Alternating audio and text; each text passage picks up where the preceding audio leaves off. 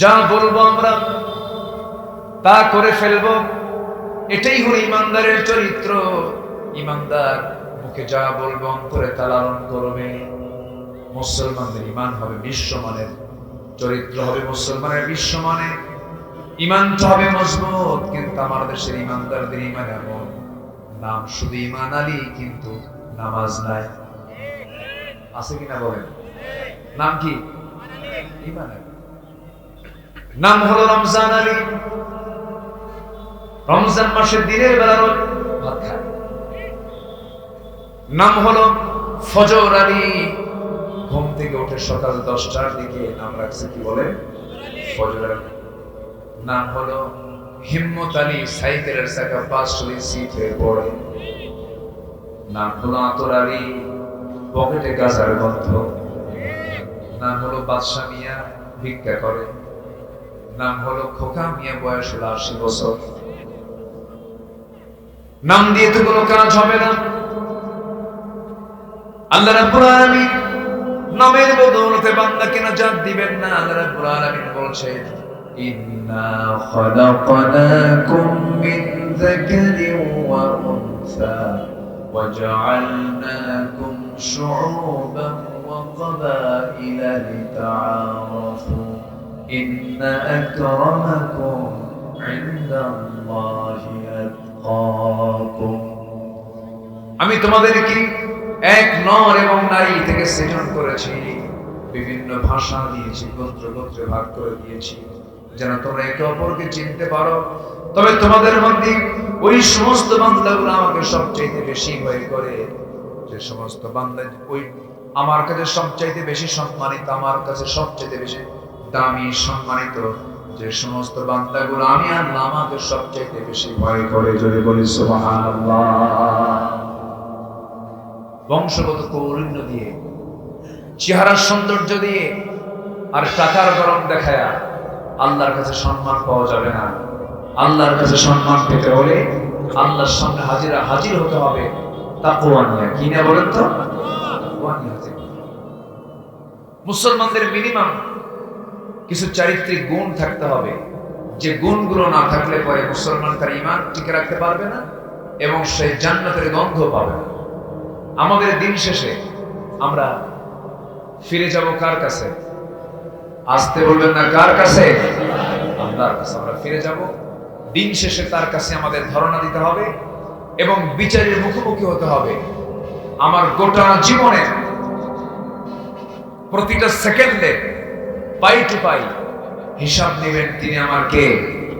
আল্লাহ তাআলা।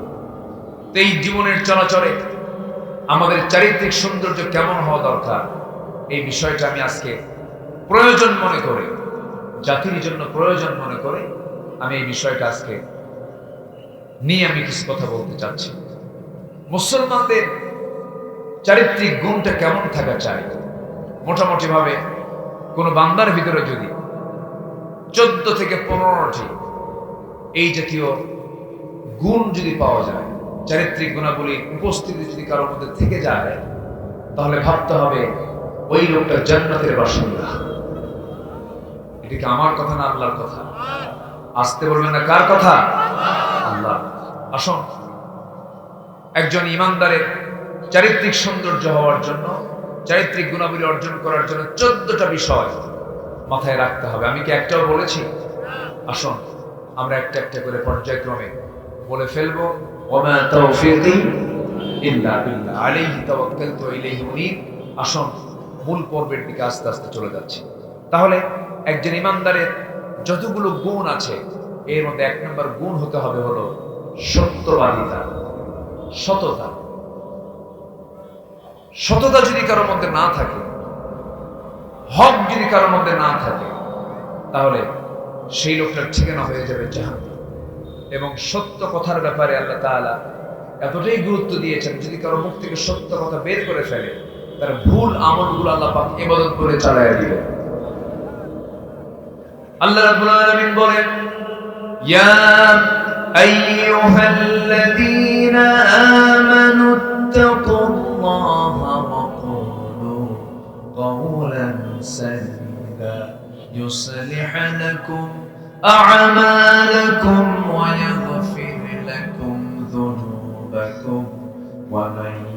ইউতি'িল্লাহা ওয়া রাসূলাহু ফাকাদ ফাযা ফাওজান আযীমা। জোরে বলুন আল্লাহু আকবার।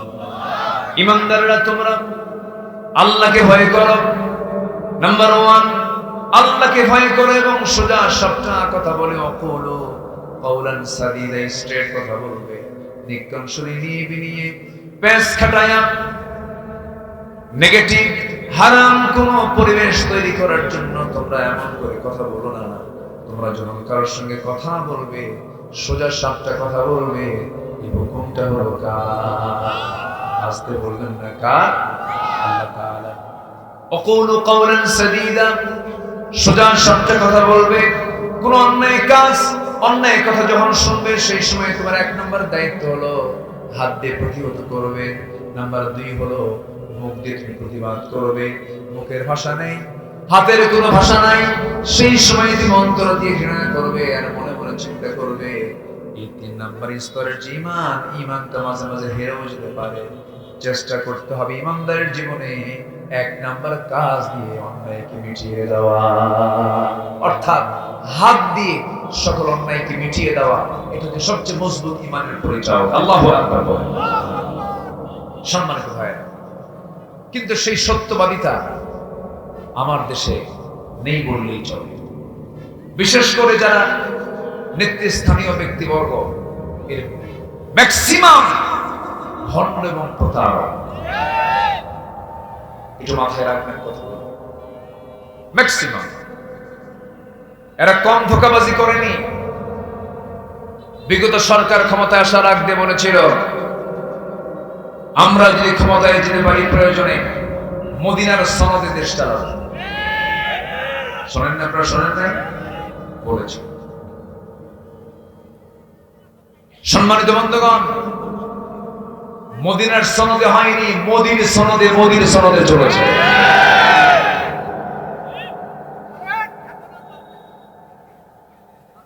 আমাকে কথা বলতে দিবেন তো নাকি? কোনো সমস্যা নাই তো? আমাদেরকে 16 বছর কথা বলতে দেয়নি, মঞ্চ থেকে নেমে দিয়েছে, মঞ্চ গুলি করেছে, আগুন ধরিয়ে দিয়েছে, মাইক কেড়ে নিয়েছে। সম্মানিত বন্ধুগণ, যে জাতি, যে নেতাই ইসলাম নিয়ে যখনই ষড়যন্ত্র করেছে তাদেরকে আল্লাহ তাআলা ইতিহাসের আস্থা করে নিক্ষেপ করেছে।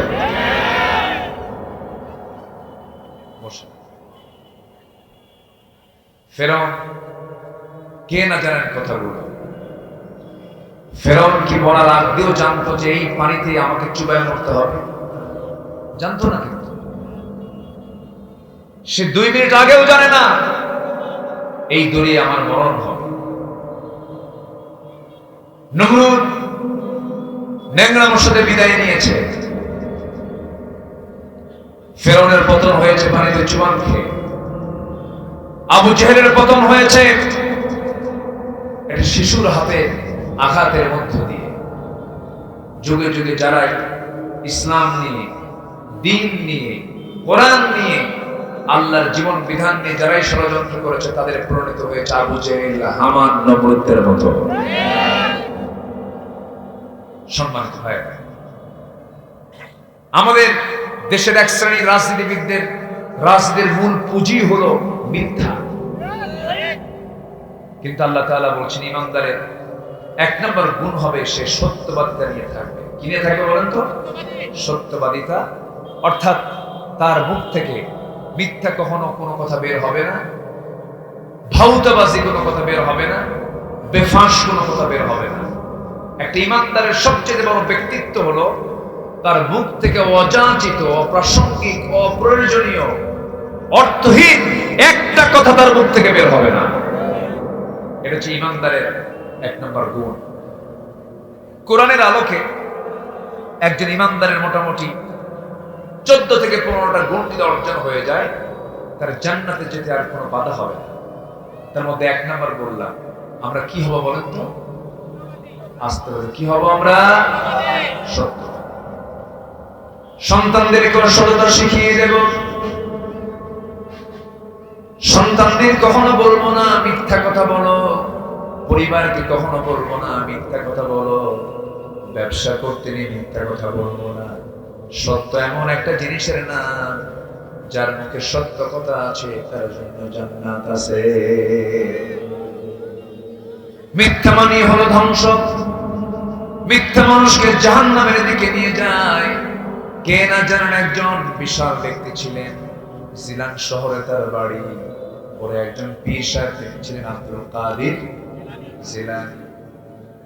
এই এত বড় আল্লাহওয়ালা, তিনি যখন ছোট্ট 7 থেকে 8 বছর বয়সের যখন বাচ্চা ছিলেন, তার মা দিন শিক্ষা দেওয়ার শেখানোর জন্য, ইলম শেখানোর জন্য তাকে দূরে একটা মাদ্রাসায় নিয়ে রেখে আসবে। মাদ্রাসায় ভর্তি করে দেবে। সবকিছু চূড়ান্ত হয়ে গেছে, দিনক্ষণ ঠিক হয়ে গেছে, মা যেতে পারলেন না। মা তার সন্তান আব্দুল কাদেরকে বলছেন, সন্তান রে, আমি তোমার হাতে কিছু স্বর্ণ মুদ্রা দিয়ে দিলাম, এই স্বর্ণ মুদ্রা নিয়ে তুমি চলে যাবে, মাদ্রাসায় পড়াশোনা করবে। যখন তোমার এই মুদ্রা গুলাবার যখন হেরে যাবে, ফুরে যাবে, আবার আমি তোমার কাছে পাঠিয়ে দেব। কিন্তু বাবা, আমার কলিজার টুকরা সন্তান, তোমাকে একটা নসিহত করছি, একটা মাত্র নসিহত তোমাকে করতে, যে আমার সন্তান আব্দুল কাদের জীবনে বেঁচে থাকতে কোনোদিন একটা মিথ্যা কথা কখনো বলবা না। এই যে একটা পারিবারিক শিক্ষা দেওয়া হলো। আব্দুল কাদের জিলানী তিনি চলে গেছেন মাদ্রাসায় শেখার জন্য, রাস্তা দিয়ে রওনা দিয়েছেন। মাঝপথে ডাকাতি শুরু হয়ে গেছে, সবার কাছ থেকে সবকিছু নিয়ে নিল। সামনে আব্দুল কাদের জিলানী ছোট্ট মানুষ সামনে পড়ে গেলে বলে ফেললো, ও ছোট্ট ছেলে, তোমার হাতে কি আছে? তোমার দেহে যা কিছু আছে সব দিয়ে দাও। সঙ্গে সঙ্গে আব্দুল কাদের জিলানী বললেন, আমার দেহের মধ্যে সবকিছু আছে, স্বর্ণ মুদ্রাও আছে, কোনো কিছু বাদ নাই, চাইলেই দিয়ে দেব, কিন্তু না নিলে ভালো হয়, আমার দিন শিখতে হবে, আমি দিন মাদ্রাসায় যাচ্ছি। সঙ্গে সঙ্গে ডাকাতদের ভিতরে উল্টা রিয়াকশন শুরু হয়ে গেল। মনে মনে চিন্তা করতেছে, আরে এই ছোট্ট বাচ্চার জীবনে মিথ্যা কথা বলে নাই, কি সুন্দর করে সত্য কথা বলে দিল। মারাও লাগলো না, কিছুই করা লাগলো না, পকেটের স্বর্ণ মুদ্রাগুলো বের করে দিল। তাদের মধ্যে একটা চেঞ্জ চলে আসলো। আব্দুল কাদের জিলানীকে প্রশ্ন করা হলো, তুমি তো মিথ্যা কথা বললে না, সব কিছু বলে দিলে, কারণটা কি? আব্দুল কাদের জিলানী বলছে, আমার মা বেদা মানুষ, আমার মা পরহেজগার মানুষ, আমার মা শুধু একটা কথা বলি বাইরে বের করে দিলে, বাবা জীবনে জিহ্বা দিয়ে একটা মিথ্যা কথা কখনো বলবা না। আমার বন্ধুগণ, আমার ভাইয়েরা, সে আব্দুল কাদের জিলানী পারিবারিক শিক্ষা নিয়েছেন, পারিবারিক শিক্ষার মধ্য দিয়ে সততা শিখেছেন। আমাদের পারিবারিক ভাবে সততার শিক্ষা দেওয়ার দরকার আছে না নাই? আসতে বলবেন না, আছে না নাই? ওমর ফারুকের নাম সবাই শুনছেন তো, শোনেন নাই? কয় নাম্বার খলিফা? 2 নাম্বার খলিফা। অনেকদিন আগে এক মাহফিলে বললাম, ওমর ফারুককে চিনেন কে? সামনে থেকে একটা ছোট্ট ছেলে দাঁড়ায় বলে, হুজুর আমাদের বাড়ির তো তলায় ভাড়া থাকে।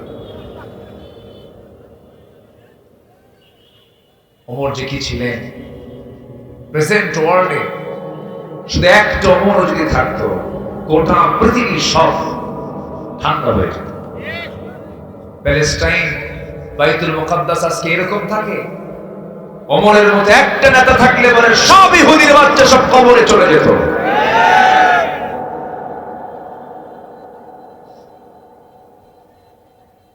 আব্দুল কাদের জিলানীর এই সততা দেখে ডাকাতিরা কি করলো? ডাকাতি ছেড়ে। এই ছোট্ট বাচ্চা থেকে আমাদের শিক্ষা আছে। আর আমাদের মিথ্যা ছাড়া ব্যবসা হয় না, মিথ্যা ছাড়া কোনো কাজ হয় না। যে নবীর জীবনে সারা জীবনে একটা মিথ্যা কথা নাই, আর তার উম্মতরা প্রত্যেকদিন উঠতে বসতে মিথ্যা কথা। আমি কি ভুল বলছি? ওমর ফারুকের সময় তিনি তো আবার রাতের বেলা ঘুমাতেন না, তিনি শাসক ছিলেন না, তিনি ছিলেন খাদেম। তিনি কি ছিলেন? খাদেম।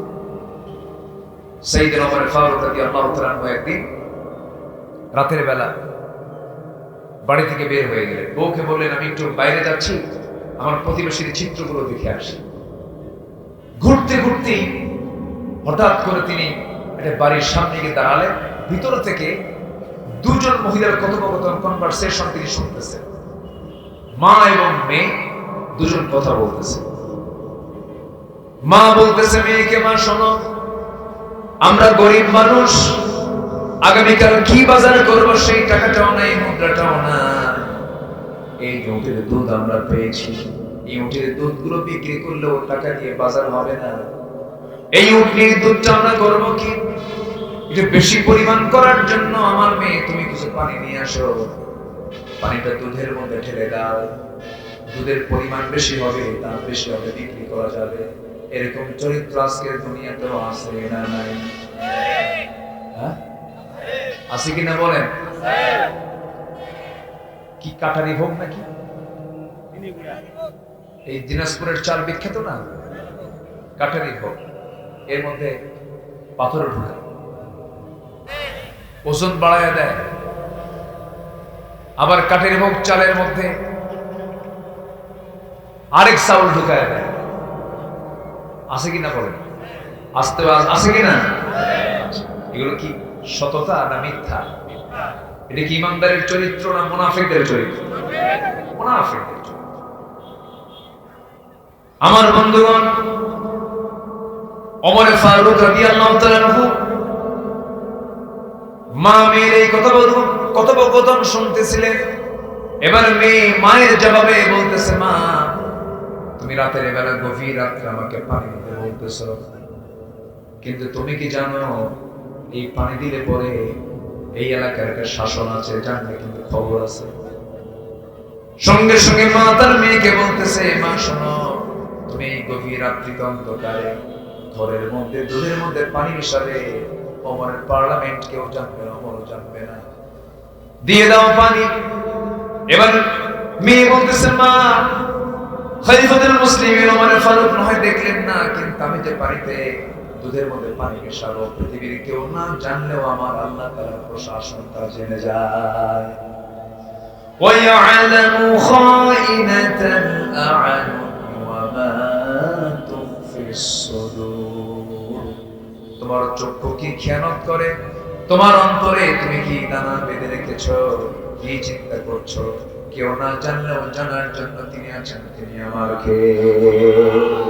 আল্লাহ তাআলা।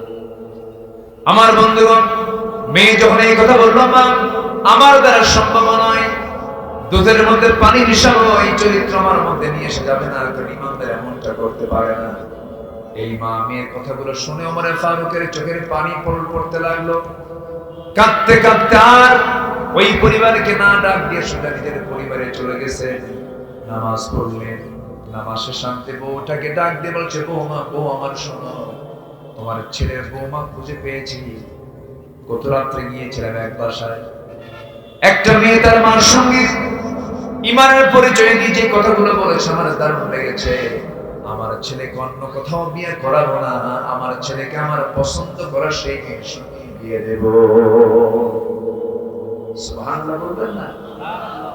ধনী পরিবার না দুধ বেচা পরিবার? আস্তে কর। ধনী পরিবার না দুধ বেচা পরিবার? দুধ বেচে পরিবারে যাচ্ছেন অর্ধ দুনিয়ার শাসনকর্তা, অর্ধ দুনিয়ার শাসন করতে যাচ্ছেন দুধ বেচে পরিবারে আত্মীয়তা করতে।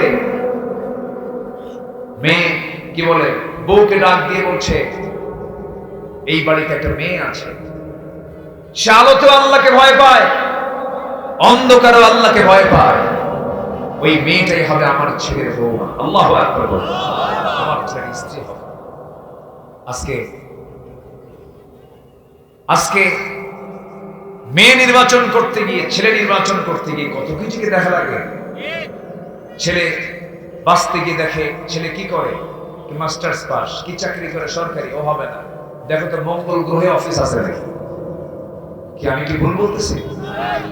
আবার মেয়ে দেখতে গিয়ে একটা বার বলে না সে নামাজ পড়ে কিনা, তার মধ্যে পর্দা আছে কিনা। এই সমস্ত দেখার কোনো বালাই আজকের সমাজে নাই।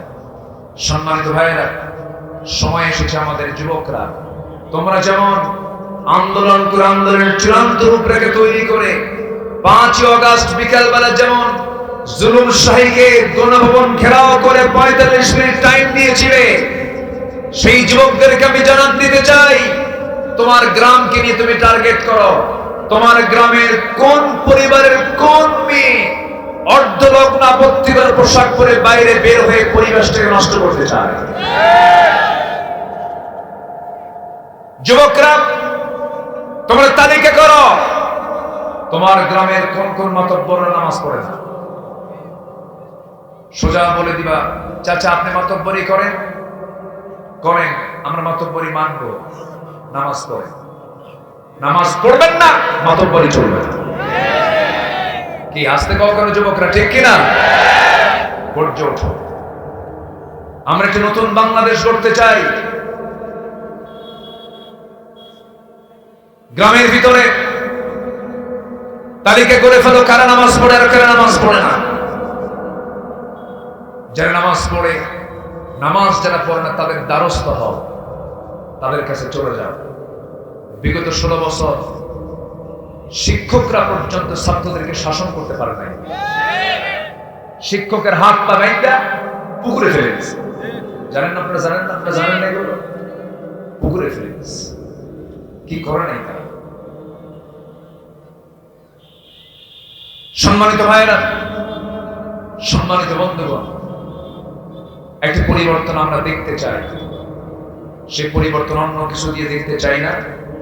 আমরা দেখতে চাই হলো সব দেখা শেষ, আগামীর দেশ হবে কোরআনের দেশ। রাজি আছেন কারা কারা? আবারও হাত তুলে দেখান দেখি মুসলমান।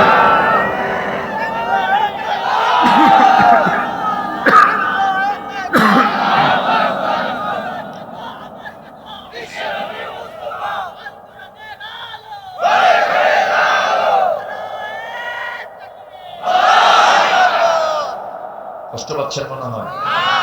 কষ্ট দিচ্ছি না তো? কোরআন কি কারো ব্যক্তি? কোরআন কি নির্দিষ্ট কোনো দলের? কোরআনটা কার? আসতে বলবেন না কার? কোরআন যে চায় সে আমার লোক, আর কোরআন যে না চায় সে আমার বাপ হলো আমার লোক না। সোজা কথা। ইন্নাহু লাইসা মিন আহলিক। নূহ আলাইহিস সালাতু ওয়াস সালামের ছেলে কাফের, কেনান, সে আহলের কেউ না। ইব্রাহিম আলাইহিস সালাতু ওয়াস সালামের ছেলে বাবা আজর, বাপ কেউ না। নূহ আলাইহিস সালাতু ওয়াস সালামের স্ত্রী কাফেরা, কেউ না। লূত আলাইহিস সালামের স্ত্রী কাফেরা, কেউ না। ঈমান আছে, সম্পর্ক আছে, ঈমান নাই, সম্পর্ক নাই। এটাই ইসলাম। এটা কি বলেন তো? ইসলাম। আমার বন্ধুগণ, 15টা চারিত্রিক গুণ আমরা শিখে যাব আজকে। নাম্বার 1 শিখে নিলাম, সত্যবাদিতা নিয়ে আমরা চলবো। ইয়া আইয়ুহাল্লাযীনা আমানু ইত্তাকুল্লাহা ওয়া কুলু কাওলান সাদীদা। জোরে বলুন আল্লাহু আকবার। নাম্বার 2 হলো আমানতদারিতা, আমানত। নাম্বার 2 কি? আমানত। রাষ্ট্র একটা কি? আস্তে কর। রাষ্ট্র একটা কি? ভোট একটা কি? বসে বসে বসে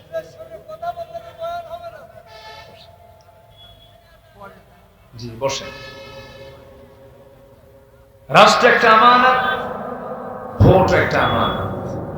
আপনি ভোটটাকে দিবেন, সে যদি পরহেজগার হয়, এটা আপনার জন্য হবে বিশাল বড় নাজাতের কারণ। আর আপনি যাকে ভোট দিচ্ছেন সে যদি গাঁজালু হয়, সে যদি চোর হয়, সে যদি সালমান এফ রহমান মার্কা যদি নেতা হয়।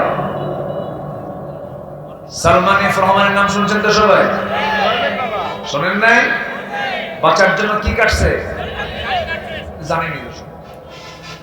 দাড়ি কাটলো, মাথার সাদা চুল কালো বানালো, পাঞ্জাবি খুইলা গেঞ্জি পরলো, পাজামা খুলে লুঙ্গি পরলো, যেন তাকে কেউ না চিনতে পারে, পালাতে যেন পারে। লক্ষ লক্ষ কোটি টাকার মালিক, লাভ তো কিছুই হলো না। বন্ধু একখান সাথে নিয়ে রওনা দিল, নৌকায় চড়ছে, ধরা খাইছে, কোস্টগার্ড ধরে ফেলছে, ধরে ফেলে বলছে স্যার চলেন। আইনমন্ত্রী বলে আমি তো একা আসিনি, আমি তো জামাতের সাথে আসছি, আরেকজন আছে, যাও ওরে নিয়ে আসো। কে ওটা? চেনা যায় না তো, মাথার চুল করে ভালো করে দেখো, কেউ তরকারি বিক্রেতা মনে হচ্ছে যে, তো ভালো করে দেখো ওটাই দরবেশ।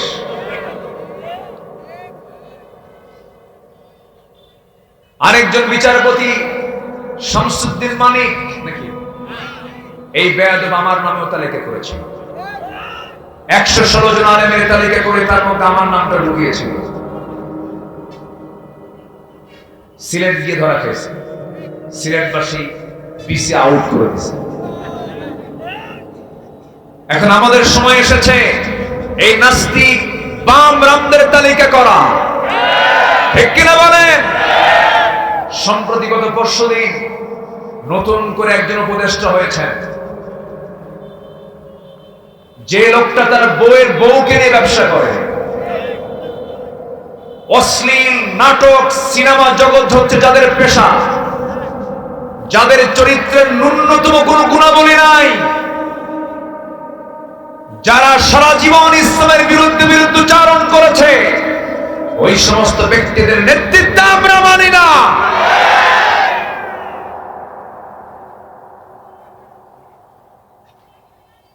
ছাত্র বৈষম্য বিরোধী আন্দোলনের রক্তের সঙ্গে এগুলো বেইমানি হচ্ছে।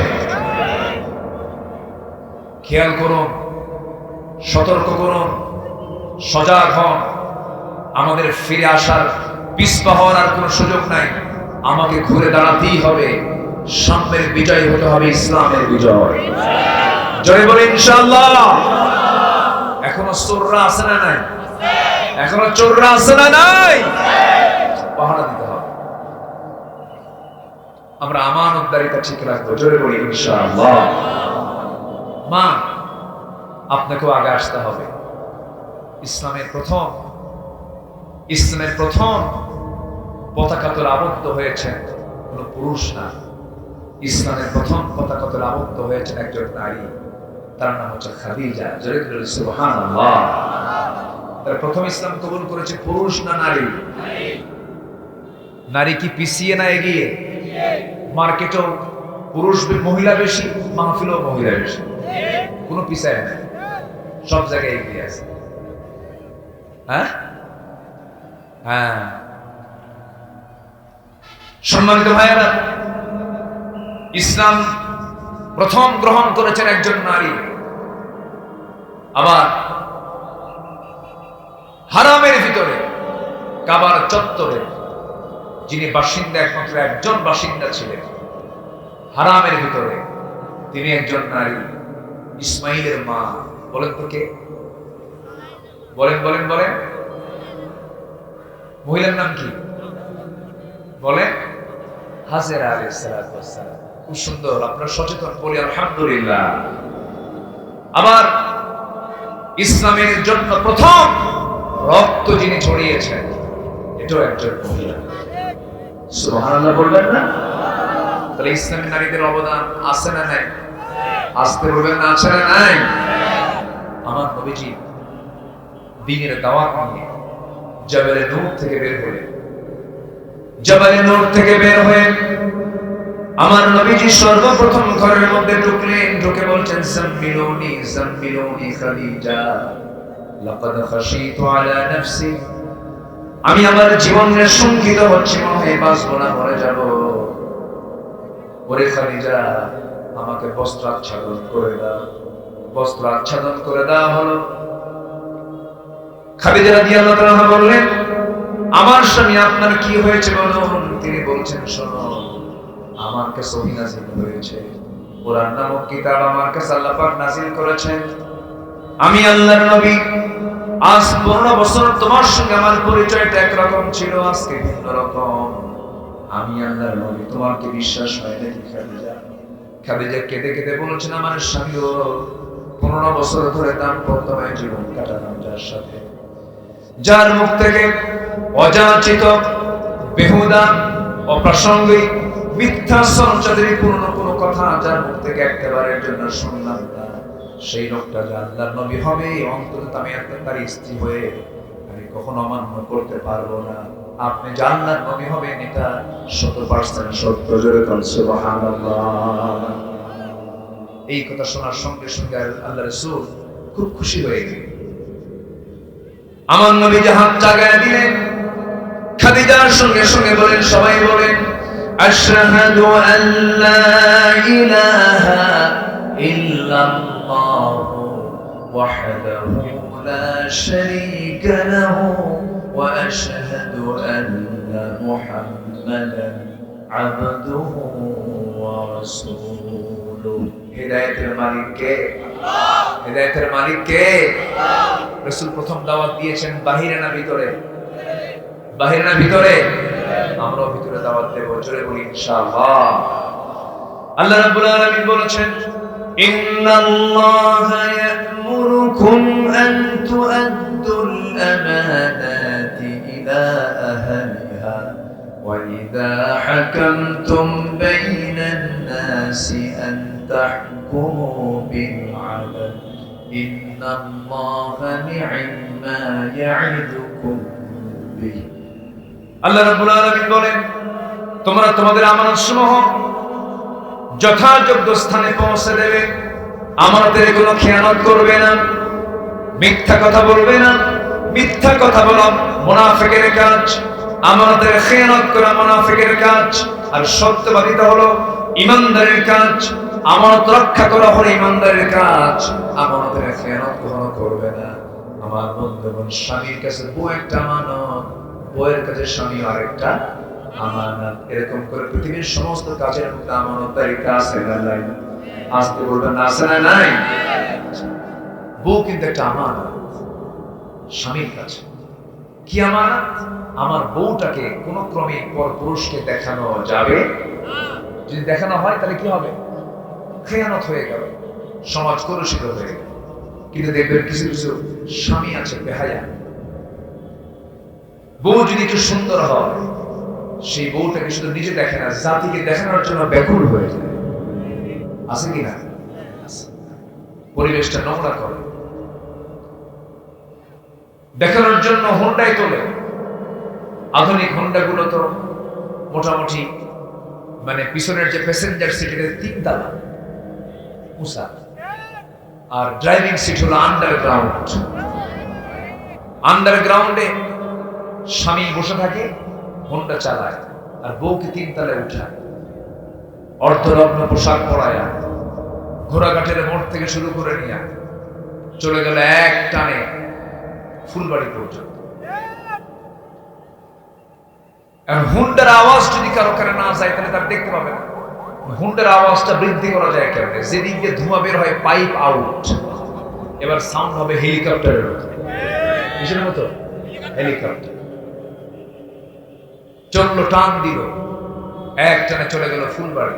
সন্ধ্যা হলো, নদীর পাড়ে গিয়ে বউটার একটা ছবি, অর্ধলগ্ন ছবি, লাল শাড়ি, লাল লিপস্টিক, কপালে একটা লাল টিপ লাগায়া, চুল টুল ছেড়ে দিয়া, পেট পিট দেখায় দিয়া, গালে মুখে আটা ময়দা লাগায় দিয়া, 16 Pro Max আইফোন দিয়া একটা ছবি তুলে ফেসবুকে আপলোড দিয়ে বুঝায় দিল, লিখলো, প্রিয় ভাইরা আসুন আমার বউটাকে সবাই জামাতের সাথে দেখি।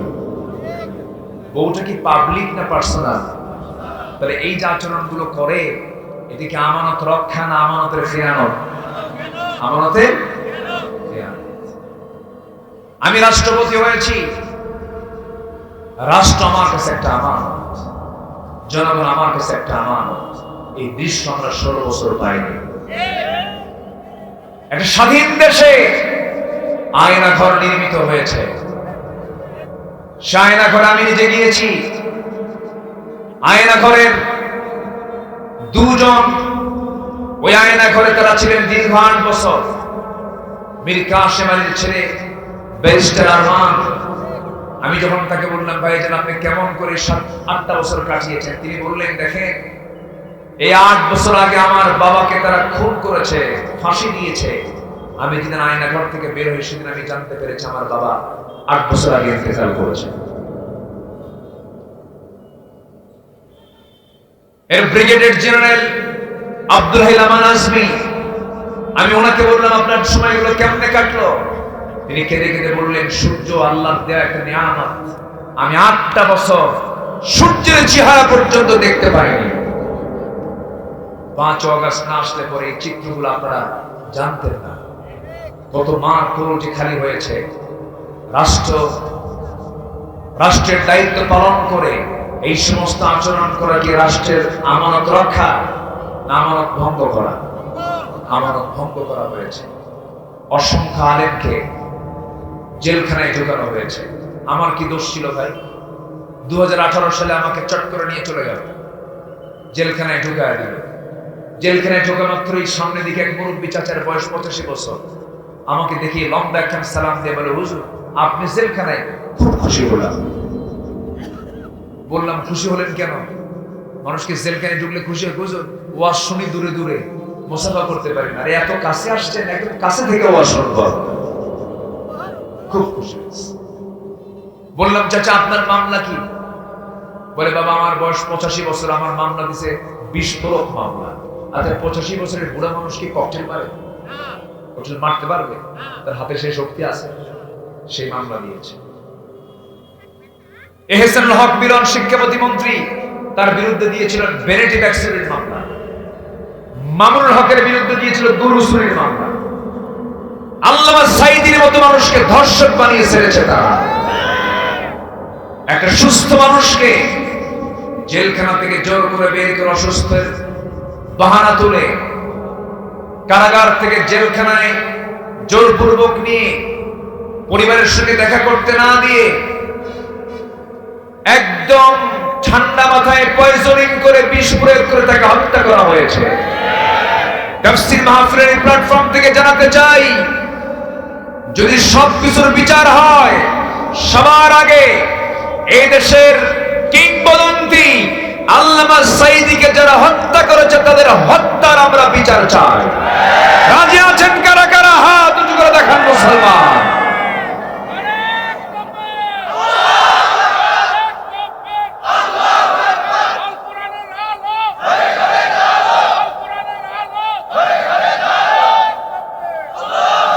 আল্লাহ কবুল করুন, জোরে বলে আমিন। সম্মানিত ভাইয়েরা, সম্মানিত বন্ধুগণ, ইসলাম বিরোধী কোন ষড়যন্ত্র আমরা বাংলার জমিনে হতে দেব না, দেব না, দেব না। কোন চোর বাটপারের জন্য নেতৃত্বে না আসে। পাহারা দিতে হবে যুবকরা, চরিত্র সুন্দর করে। এজন্য আমি আজকে সাবজেক্ট নিয়েছি চারিত্রিক গুণগুলো কি হওয়া দরকার। সততা বলে 1 নাম্বার কি? নাম্বার 2 হলো আমানতদারিতা, জোরে বলে ইনশাআল্লাহ। নাম্বার 3 হলো ধৈর্যশীলতা, ধৈর্য থাকতে হবে, ধৈর্যের পিরামিড হতে হবে। আল্লাহু আকবার। আসিয়া ছিলেন ধৈর্যের একটা পিরামিড। ঈমান কেমনে লালন করেছেন। স্বামীর বিরোধিতা, সমাজের বিরোধিতা, রাষ্ট্রের বিরোধিতা, এমন কোন বিরোধিতা নাই যা তার জীবনে আসে নাই। সব কিছুকে মাইনাস করে ঈমান রক্ষা করে দুনিয়া থেকে বিদায় নিয়েছেন। বাতিল শক্তির কাছে মাথা নত করেন নাই। এটাই হলো ধৈর্য। এটা কি বলেন তো? ধৈর্য। আজকে মাদের প্রসঙ্গ একটু এসেছে যখন, ইসলামের প্রথম দিন গ্রহণ করেছে পুরুষ না নারী? আচ্ছা, এরপরে হারামের ভিতরে আল্লাহর ঘর কাবার ভিতরের বাসিন্দা ছিলেন একজনকে নারী। ইসলামের জন্য জীবন দিয়েছেন সর্বপ্রথম একজন নারী। তার নাম কি বলেন তো? সুমাইয়া। বলি আলহামদুলিল্লাহ। আরেকটা নারীর কথা বের হলো, কে বলেন তো? বলেন কার বউ? বলেন কার বউ? অনেক মহিলা আছে, হুজুর আমার স্বামী খুব খারাপ, ফেরাউনের চেয়ে তো খারাপ। আমার বন্ধুগণ, ধৈর্যশীলতা কাকে বলে দেখেন। আসিয়া আলাইহিস সালাম যখন সত্যটাকে জানতে পারলেন, কালেমা গ্রহণ করে নিলেন, সঙ্গে সঙ্গে ফেরাউনের কানে চলে গেল।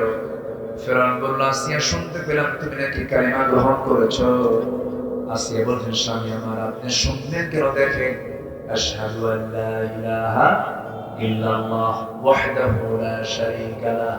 কথা বলার সঙ্গে সঙ্গে ফেরাউন বলছে, আসিয়া চরম বেঈমানি করলো আমার সাথে। বেঈমান কি করে? চরম বেঈমানি করলো আমার সাথে। তুমি আমার বউ, আমার পরিবার, আমার রাষ্ট্রের বিরুদ্ধে অবস্থান নিয়েছো। তুমি কি জানো পরিবারটা তছনছ হয়ে যাবে? তোমার কন্যা সন্তানগুলোকে আমি গরম তেলের মধ্যে তুলে নিয়ে ভাজা মাছের মতো দুনিয়া থেকে বিদায় করে দেব। তুমি কি করতে চাও বলো? তোমাকেও দুনিয়া থেকে বিদায় করব। আসিয়া বলছেন, স্বামী আমার পরিবারে চলে যাবে, স্বামী চলে যাবে, সন্তান চলে যাবে, আমার জীবন চলে যাবে, কিন্তু আমার ঈমান কখনো চলে যেতে দেব না। কি ধৈর্য! শেষ পর্যন্ত কি হলো সবার কম বেশি জানা আছে। ফেরাউন করলো কি? জান্নাত রেডি করে ফেললো। জান্নাত রেডি করে আসিয়া সালামের সামনে পাঠায় দিল। আসিয়াকে যখন বলা হলো, আসিয়া রে, এখনো সময় আছে, তুমি কি করবে বলো? তুমি একজন রাষ্ট্রপতির বউ, ফার্স্ট লেডি অফ ইজিপ্ট, এই মিশরের তুমি একজন ফার্স্ট লেডি, প্রথম একজন তুমি নারী। তোমার দামটা ফেরাউনের পরে তুমি এই সমস্ত লোকগুলো কেমনে তুমি ছেড়ে দিয়ে তুমি দিন গ্রহণ করলা? আসিয়া বলছেন, শোনো, তোমরা আমাকে যেভাবে প্রস্তাব দাও না কেন, দুনিয়ার সব কিছু ছাড়বো, কিন্তু আমি ঈমান কখনো ছাড়বো না। সব ছেড়ে দেব, আমি ঈমান ছাড়তে পারবো না। শেষ পর্যন্ত জান্নাত তার সামনে হাজির হয়ে গেছে। জান্নাত যখন তার কপালে যখন করাতটা লাগায় দিল, সেই সময় আসিয়া আলাইহিস সালাম একটা দোয়া করেছিলেন। সেই দোয়াটা 4000 বছর আগে তিনি করেছিলেন, কিন্তু সেই দোয়াটা স্থান পেয়েছে 1000 বছর আগে কোরআনের মধ্যে আল্লাহ পাক তা জানিয়ে দিয়েছেন। মানে সেই আসিয়া কি দোয়া করেছেন? রব্বি বিনি ইনদাকা বাইতান ফিল জান্নাতি ওয়া নাজ্জিনি মিন ফিরআউনা ওয়া আমালিহি। আল্লাহ, তুমি আমাকে বানায় দাও একটা ঘর, আমি তোমার কাছে একটা ঘর আমি চাই। অথচ সর্বনিম্ন জান্নাত হবে 10টা পৃথিবীর মতো একটা জান্নাত একটা বান্দার জন্য। তিনি একটা ছোট্ট ঘর চাইলেন, কিন্তু তিনি শর্ত জুড়াইলেন, আল্লাহ, আমাকে তুমি যে একটা ছোট্ট ঘর দিবা, সেই ঘরটা হওয়া চাই তোমার ঘরের দেওয়ালের সাথে। জোরে বলুন সুবহানাল্লাহ। আল্লাহকে কত কাছে টানলেন, করাত দিয়ে চিরে 2 টুকরা করে শহীদ হয়ে গেলেন। তিনি শাহাদাত বরণ করলেন। দুনিয়াবাসীকে বুঝায় দিলেন, শোনো, ঈমান রক্ষার্থে ধৈর্য নিয়ে প্রয়োজনের স্বামী ত্যাগ করব, পরিবার ত্যাগ করব, জীবন ত্যাগ করব, সমাজ ত্যাগ করব, দুনিয়ার সব কিছু ত্যাগ করব, কিন্তু ঈমান থেকে একটু পরিমাণ নড়া যাবে না। এই জন্য আল্লাহ বলছেন, ধৈর্য ধরো, ধৈর্যের সঙ্গে আমার সম্পর্ক আছে। ধৈর্য লাগবে, ব্যবসা করতে ধৈর্য লাগবে, পরিবার করতে ধৈর্য লাগবে, সমাজ চালাতে ধৈর্য লাগবে, রাষ্ট্র চালাতে ধৈর্য লাগবে। এমন কোন কাজ নেই যে কাজে কি নাই ধৈর্যের প্রয়োজন নাই। ধৈর্যশীল আমরা হব, জোরে বলি ইনশাআল্লাহ। 15টা গুণের মধ্যে আমরা কেবল 3টা গুণ শেষ করতে পেরেছি, আরো আছে মোটামুটি 12টা। এখন বলেন তো, ওয়াজ কি শেষ না শুরু? বলেন তো, ওয়াজ আরো আছে না? বহু ওয়াজ বহু আছে, কিন্তু সময় তো অল্প। আজান হয়ে গেছে আরো আধা ঘন্টা আগে। আমরা মোটামুটি আর একটু হালকা সময় পেয়েছি। একটু কথা বলে আমরা ধীরে ধীরে দোয়ার দিকে চলে যাব, জোরে বলি ইনশাআল্লাহ। ইসলামের জন্য সবচেয়ে সবার আগে যিনি রক্ত ঝরিয়েছেন কোন মহিলা বলেন তো? বলেন, কোন মহিলা বলেন তো? সুমাইয়া রাদিয়াল্লাহু তাআলা আনহা। এই পরিবারটা হলো শহীদি পরিবার। সুমাইয়ার স্বামীও শহীদ ছিলেন। আল্লাহু আকবার। আমি কি শেষ করে দেব? তে এই হঠাৎ করে 2-1 করে ওঠা শুরু হলো কেন? এই এলাকায় আজকে এর চাইতে বড় জামাতার হবে? এই জামাত ছেড়ে আপনি যাবেন কোথায়? আমরা এখানে আজান দেব, আমরা নামাজ পড়ব। কেউ ইনশাআল্লাহ বলে? জোরে বলেন, আর একটু জোরে বলেন। কারো কোনো টেনশন? আগে একজন ঘোষক ঘোষণা দিয়েছেন, এই জন্য আমি ওই বিষয়ে আমি যাইনি, কিন্তু অনেকে পরে আসছেন তো তারা চিন্তায় পড়েছেন কি করা যায়, নামাজ নিয়ে কি করা যায়। নামাজ ফরজ, নামাজের কোনো মাফ নাই। আমরা নামাজটা পড়ে নেব যথাসময়ে, জোরে বলি ইনশাআল্লাহ। তো সুমাইয়া, তার স্বামী ছিলেন ইয়াসার রাদিয়াল্লাহু তাআলা, উনিও শহীদ, আবার স্ত্রীও শহীদ, আবার তার ছেলে একমাত্র আম্মার বিন ইয়াসির, তিনিও শহীদ। আল্লাহু আকবার। একটা পরিবারের স্বামী, স্ত্রী এবং সন্তান 3টাই শহীদ। তাহলে ওই পরিবারটা কি পরিবার? শহীদের। কেমন করে দেখেন। প্রথমে আবু জাহেল ইয়াসারকে বলল, ইয়াসার, শুনতে পেলাম তোমরা নাকি ইসলাম কবুল করেছো। কে? হ্যাঁ। কে ইসলাম কবুল? তোমার সন্তান? হ্যাঁ, আমার সন্তান ইসলাম কবুল করেছে। প্রথমে আম্মারকে ধরা হলো। আম্মারকে ধরে নিয়ে ইয়াং যুবক মারতে মারতে রক্তাক্ত করে ফেলে জমিনে ফেলে দিল। কোন মতো বেঁচে থাকলেন।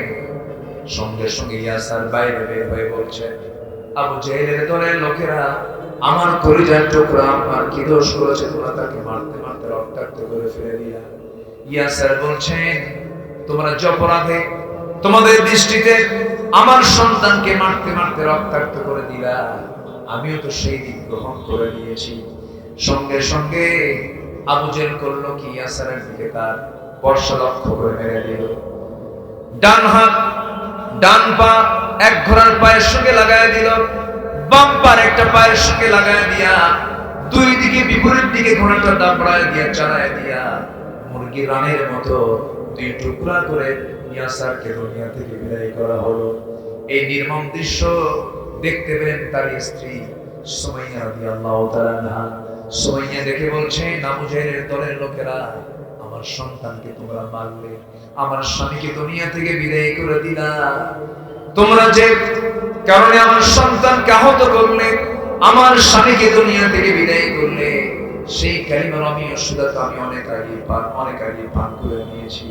আবু জাহেল খেপে গিয়ে রেগে গিয়ে সামনে চলে এলো, মারতে মারতে রক্তাক্ত করে জমিনে ফেলে দিল। হাতের মধ্যে বর্ষা নিয়ে তার কলিজা বরাবর মেরে দিল, বুকতে ঢুকে পিঠে বের হয়ে গেল। সুমাইয়া দুনিয়া থেকে বিদায় নিয়া গোটা দুনিয়াবাসীকে বুঝায় দিলেন, ও দুনিয়ার মুসলমান, ঈমান রক্ষার জন্য হাসি মুখে জীবন দেওয়া ভালো, কিন্তু বাতিল শক্তির কাছে মাথা নত করা যাবে না। ঠিক কি না? এটাই হচ্ছে ঈমানের তাজা পরীক্ষা, বাস্তব একটা উদাহরণ। আল্লাহু আকবার বলেন। সম্মানিত ভাইরা, ধৈর্যের মধ্য দিয়ে এগুলো সম্ভব। নাম্বার 4 হলো তাওয়াক্কুল করা, নির্ভরশীলতা। একমাত্র কার উপরে? আসতে হবে না, কার উপরে? ওয়া মান ইয়াতাওয়াক্কাল আলাল্লাহ ফাহুয়া হাসবুহ। আল্লাহ বলছেন, যে ব্যক্তি আমার প্রতি ভরসা করে তার জন্য এতটুকুই যথেষ্ট, আমি সব দায়িত্ব আমি তার নিয়ে নেই। জোরে বলি আল্লাহু আকবার। নাম্বার 5 হলো ইখলাস। নাম্বার 5 কি বলেন তো?